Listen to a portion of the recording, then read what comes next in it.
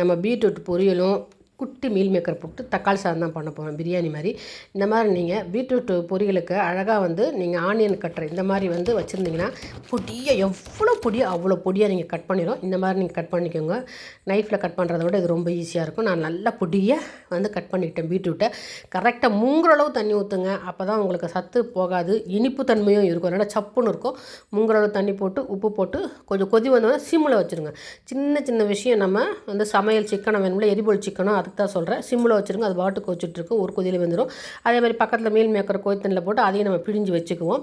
இப்போ தக்காளி சாதத்துக்கு பாருங்கள், பாசுமதி ரைஸை எப்போ ஊற வச்சேன் நான் வெங்காயம் தக்காளி வதக்கிறதுக்கு முன்னாடி ஊற வச்சேன். அப்போ 10 நிமிஷம் எனக்கு வதக்கிறதுக்கு சோம்பு போட்டு வெங்காயம், வெள்ளைப்பூண்டு, தக்காளி இதை மூணுத்தையும் வதக்கிறோம். தக்காளி சாதத்துக்கு பிரியாணி மாதிரி குக்கரில் டேரெக்டாக வச்சுருவோம். சரியா?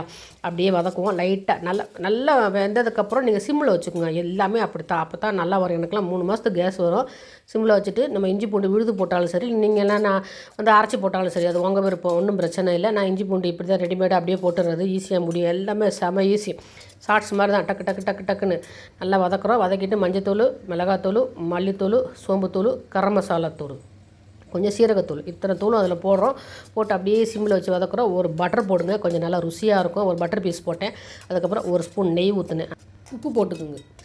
நான் ஊற வச்சுருக்கிறது பாசுமதி ரைஸ் தான். ஸோ நான் வதக்கிறதுக்கு முன்னாடி ஊற வச்சல, இது வதக்கிறதுக்கு எனக்கு ஒரு 10 நிமிஷம் ஆச்சு. ஸோ 10 நிமிஷம் தான் நான் அரிசியை ஊற வச்சுருக்கேன். ஓகேவா?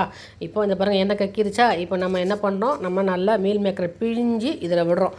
இதில் விட்டு பச்சை மிளகா வர நறுக்கி வச்சுக்கோங்க 2. ஏன்னா நான் ஏற்கனவே மிளகாத்தூள் போட்டிருக்கேன். அதனால் நீங்கள் பார்த்துக்கோங்க. காரமெல்லாம் உங்களுடைய ஆப்ஷன் தான்.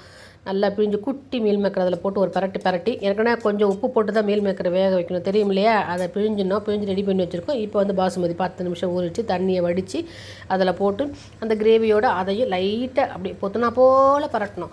அப்படியே போட்டு ரொம்ப அதை போட்டு ரொம்ப ஹார்டாக பண்ணக்கூடாது. அப்படியே பரட்டிட்டு நான் 2 டம்ளர் பாசுமதி அரிசி, அதுக்கு நான் என்ன பண்ணேன், 3 டம்ளர் தான். ஏன்னா தக்காளியில் தண்ணி இருக்கும், கவனிச்சுக்கோங்க. அதனால் 3 டம்ளர் தான் ஊற்றினேன். அது அப்படியே இருக்கட்டும், நல்லா கொதி வரட்டும்.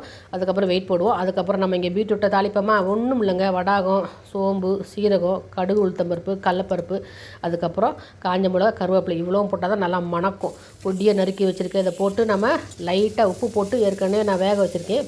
அப்படியே தேங்காய் திருவி அப்படியே இறக்க வேண்டியதாங்க. வேணும்னா நீங்கள் மேல் பொடி போட்டுக்கோங்க. கொஞ்சம் காரம் வேணும்னா அருமையாக ரெடி ஆகிடும். நம்ம இப்போ நமக்கு பிரியாணி, தக்காளி பிரியாணி நம்ம குக்கரில் வச்சுட்டோம் இல்லையா? குக்கரில் எப்படி தெரியுமா, கொதி வந்ததுக்கப்புறம் நம்ம மூடி போட்டு சிம்மில் 10 நிமிஷம் வச்சா போதும், சூப்பராக ரெடி ஆகிடும். எப்படி பாருங்கள், பாசுமதி அரிசி எப்படி அருமையாக இருக்கார் பார்த்தீங்களா? அப்படியே பொடி மீல் மேக்கர் சூப்பராக இருக்குது. இன்றைக்கி நலபாகம் இதுதான்.